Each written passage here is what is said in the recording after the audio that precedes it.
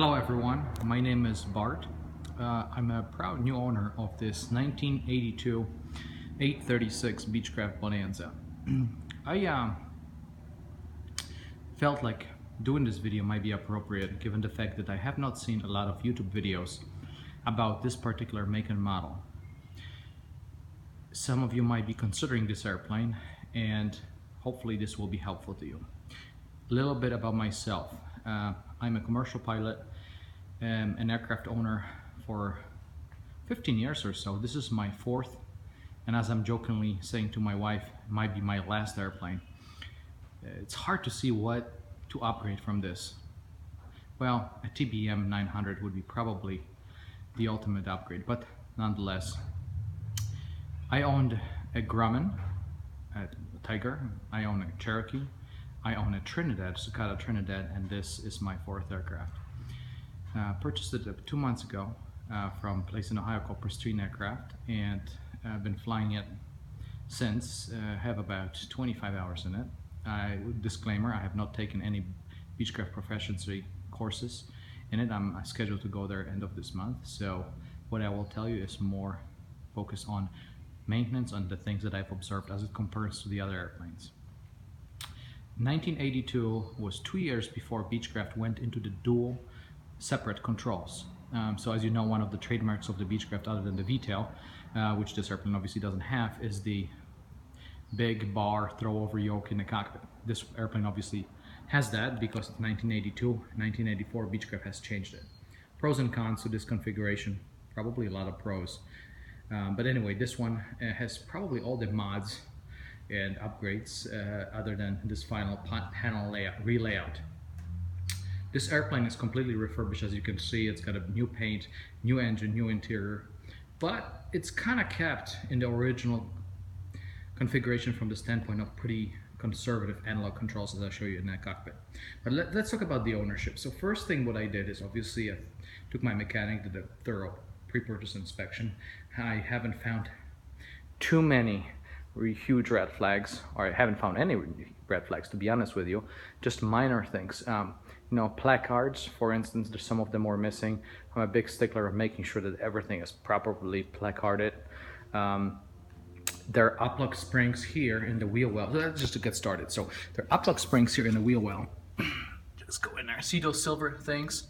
Well, these things were all corroded and painted over. And one of those things that the Bonanza Society will teach you over, if these are rusty or painted over, change them. There's two of them. The second one is hiding. Let's see if I can take a picture of it. Yeah, you can see it now. See the little tiny one? It's hiding under this boot. And you know, sorry about the nasty looking wheel well. Haven't had time to get on my hands and knees and scrub this thing. Tiny little other thing I will tell you is I've added those caps on all the Zerk fittings, and why I did that is because when it comes time to lubricate the you know, all the grease points, if you will, they'll be very easy to find. The one that you shouldn't have on, which I do, is it's just right there by that uplock roller. I have it because I don't think it interferes, but they will tell you that you should take it off. So YouTube commenters, you might tell me that I should be taking the fitting off. But anyway, make sure you check those. This is important because that keeps your gear from falling down in turbulence. Those springs and all that uplock stuff. So it's important that those are in a good condition. Everything else on the undercarriage is pretty good. I did the gear extensions and everything. It's very actually beautiful design, to be honest with you. I gotta give it to Beechcraft. The electric landing gear, other than it's a pain in the ass to lower it in emergency because you gotta crank 50 times. It is a good design. It's a good, simple design. The next thing you need to pay attention to, and I had those changed, is these aileron bolts. Now those are very special. You cannot just run into the aviation department in Menards and get yourself some stainless steel screws and replace those. Those need to be ordered. I got them from Performance Aero and had them replaced. Why? Because the other ones were rusty and I didn't like them. Or painted over and I didn't know what the conditions were. But anyway, these things need to be special and they need to be properly installed. There's a service bulletin out there where it would insert the aileron, okay, and the aileron would not, the bolt would not actually go into the bracket underneath it. It would bind kind of the aileron in there, so you could pull the aileron off.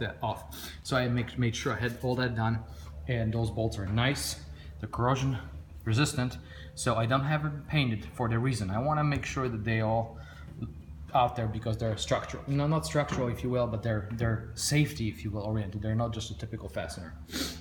Okay, let's move around. I didn't really do much with the tail. Haven't really dug into haven't taken the tail cone off and really seen what's in there. It's for the annual. I did take in this. I just taken this plate off and vacuumed inside and just made sure everything looks good in there, and it did. One thing that was missed on the pre-purchase. See, there's a inlet here, right, for the air, and what happens is the air might contain moisture. So if the air contains moisture, the water out of that moist air, if you will, is supposed to drain. And how does it drain? Well, it drains. So it drains via this tube right here. Okay. So I opened this plate here. Lo and behold, this thing is it was just rotten away, if you will, the hose, and it was not connected. So potentially what you could have is moist air coming in there and just dripping on all of your pulleys, cables, and all that stuff. Not good. So I had all that addressed. That was missed on the pre-purchase inspection, and that was not correct. So anyway, you have to make sure that those drains are functional. This one, okay, there's another drain. I forgot where it goes to. But anyway, this one was plugged, so I had to make sure that this one, I had it opened up. So actually it is functional. It's supposed to drain the water out of the aircraft. So it doesn't blow onto you as you're flying, and also doesn't collect on your control surfaces, or not control surfaces, but the the mechanism inside of the airframe.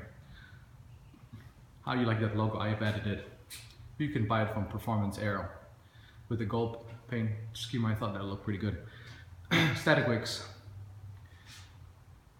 You will probably tell me that I'm missing them on the elevators. The reason for that is these are converted from magnesium to aluminum, and I haven't installed those. I'll have that addressed at the annual. Obviously, I'm not gonna do this myself. Let's see, what else have we done here? Let's take a look at the compartment here. So obviously the trademark of the A36 is this beautiful cabin space. You can load up some passengers in here, and they can travel in style. They have a little executive table here. You have a nice storage space in here. So that's really what made the sale, if you will. And just for the record, my wife was the instigator behind this airplane, not me. For the very, very first time, she told me that, hey, I should think about the A36 because the kids were just not fitting in my Sucata Trinidad, which was the airplane I had before. Great airplane, by the way. It just didn't work out with the kids. But anyway, space. So these seats, you can either stow them, you can kind of move this. Let's see if I can do this. See? You can move this bar and you can stow the seat, or you can remove them completely. You have tons of cargo space. There's a net here. I am missing a little shelf, head shelf there, made out of cloth. I have to get it from somewhere, from eBay or whatever. But yeah, this airplane has good loading capacity, and unlike the A35 Bonanza or the regular Bonanzas or the F33, a little more forgiving for CG, for center of gravity. So for the uninitiated, basically what it means is the other airplanes, you have to be really careful where you put the passengers, because you can have the CG being aft or being outside of the envelope. Not that easy to do with the A36, which was another selling point of this airplane. That's why I think this airplane is such a good plane, because it doesn't have that shortcoming. Okay, so let's see. Moving up to the front, the cockpit. I will tell you, I'm a old-fashioned pilot. I'm not that old, I'm 40 years old. Last month I turned 40, but I like steam gauges. Call me antiquated, call me old-fashioned, but I like old good old steamies. I don't like the glass panel stuff. So what's missing in this panel, as you can see, the huge glaring missing aspect of this is an engine analyzer. I am a huge proponent and believe of getting a good digital engine analyzer.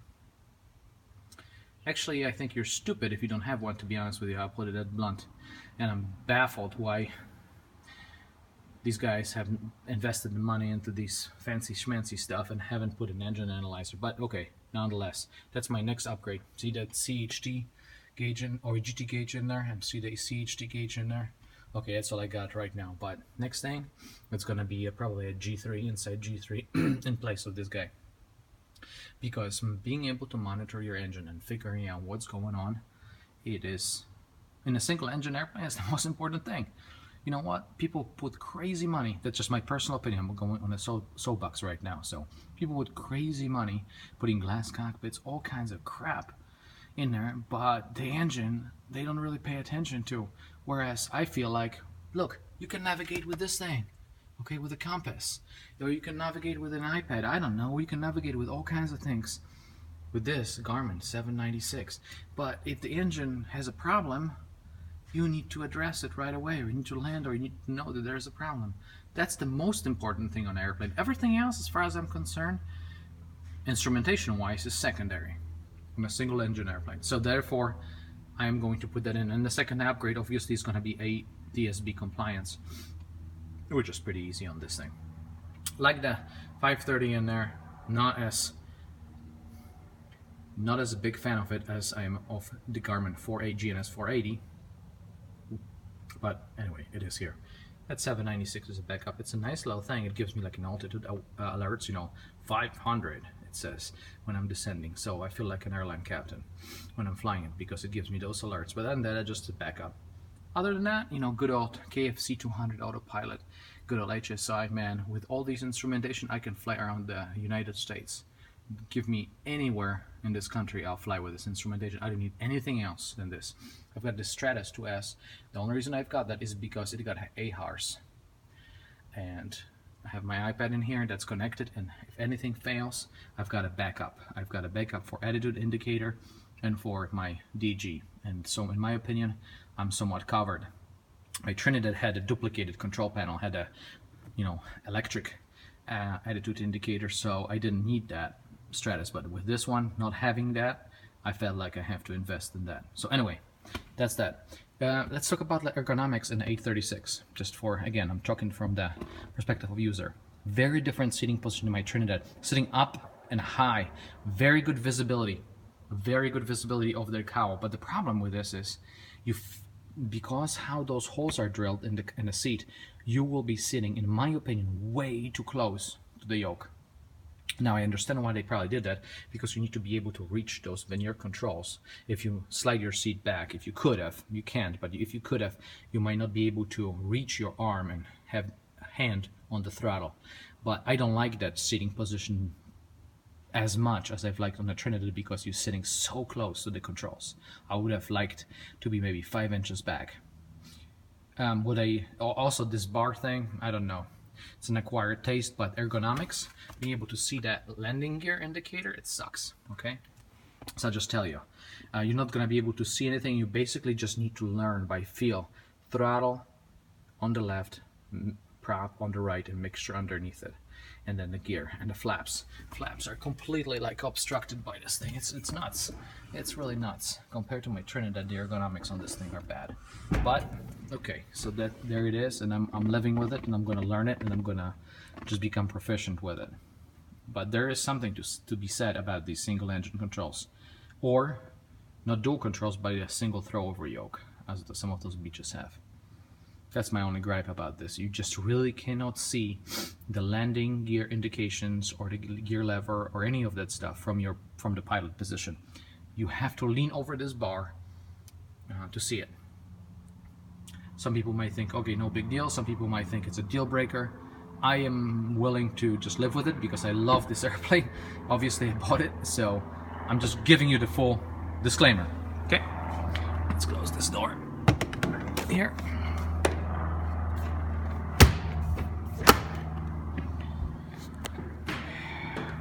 Let's put an engine compartment.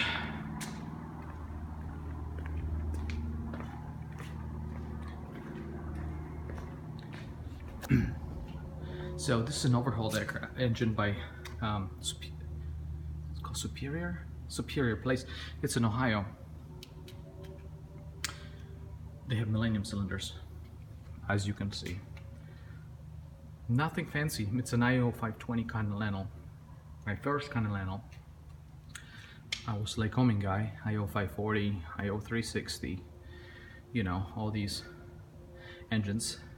And just like everything, there's pros and cons in engineering. And the con, well, the con in this is this alternator here is coupled directly in the engine. So if that coupling fails, you're basically looking at a very expensive overhaul, or perhaps a pretty dangerous situation. Obviously, it's not that common because a lot of airplanes have this engine. The pro, you don't have the belts and all that crap like on the Lycoming. It's a nice engine, I gotta say. Of all the airplanes I had, it's the smoothest running engine. It's so smooth. There's no vibration. It's not been balanced. I don't see any weights on that prop back plate, but it's still smoother than the engine that I had balanced. Everything else, you know, the compartment here is beautiful. I mean, they put a battery box here. It's easy to get to. It's just nice. The gill doors here allow you to get into the engine. It's just a little different design than Lycoming or my Trinidad. You know, you have this real nice door. You can see the engine. On the Trinidad, you had to take the fasteners and lift the whole thing. So this is a nice feature. Overall, I think the engineering on this Beech, not telling anything that you already don't know, because that's been why these airplanes are so well regarded, is excellent. It's excellent. The quality, just fit and finish.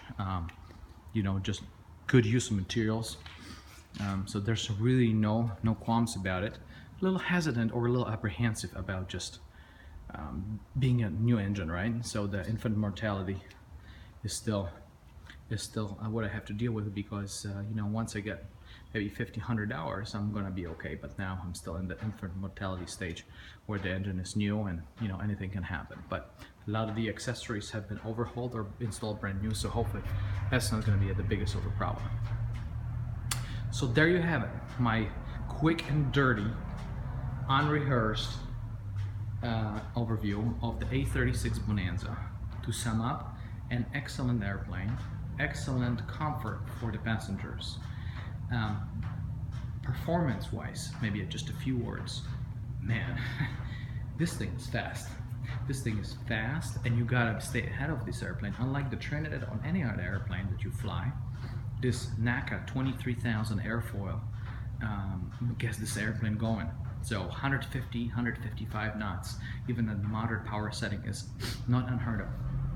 And in the sense, the speed builds up. And when you're ready to land, plan your landings, because you're not gonna be able just to pull the power and drop on top of the airport. It's not like the old Hershey bar wing stuff and the other airplanes.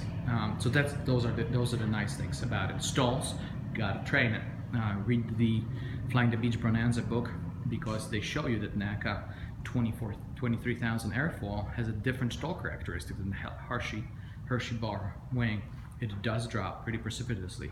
So pros and cons of this, just like everything in life, but gotta be aware of the stall characteristics. Fast, pretty docile, pretty nice, vibration free, fast airframe. Love this airplane. There's really nothing I hate about it. A few things, you know, obviously I am pretty aware that there are the shortcomings.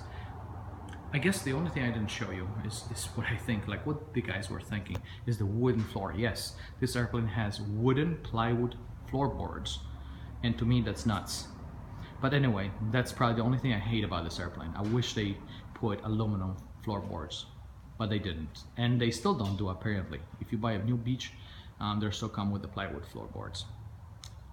There's pros and cons to that, but in my opinion, the cons outweigh the pros. So there you have it. Again, review. I highly recommend this airplane. It's one of, well, let's put it this way. In my opinion, it is the best single engine airplane you can buy on the market, period. The only thing I would upgrade for it, and I'm just jumping in 5-fold in cost, maybe even 10-fold, would be a TBM. Other than that, this airplane does everything that you want. Could have had an air conditioning system, could have had an IO 550, but in my opinion, those are not deal breakers. The IO 550, obviously haven't flown it, but it wasn't a deal breaker for me.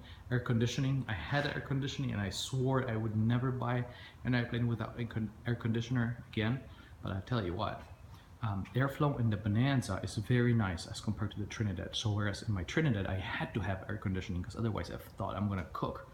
The actual airflow, even just open the little side window here and opening the little windows on the side, by the way, these things crack open. The passengers can open them, you know, like for taxi.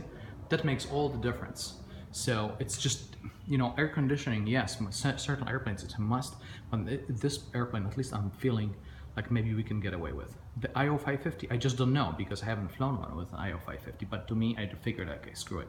I'm not gonna pass on this airplane just because it doesn't have the IO 550. I like the 3-blade prop. It gives me a little bit more ground clearance. Let's see, what else did I miss? I think I just give you as much as I can at this point in time. Again, I only had this plane for 2 months, so hopefully I'll do a follow-up when I really get some good training, flying by the numbers, you know, that kind of a thing with the Bonanza Society, and I get some, I'm going to attend a clinic. I might be able to be more intelligent. This is just a quick and dirty, my initial reaction. Hopefully this will be helpful to you if you are considering this airplane. Maybe you're graduating from 4-seat to a 6-seat, or maybe you're considering this versus a Piper, you know, like Saratoga, be a kind of a comparison to this airplane as far as load capability. Last thing I'll just mention, useful load, 1,200 pounds on this thing, so give you an idea. Again, thank you for watching. If you have any comments, please put them below the YouTube video. Again, thank you.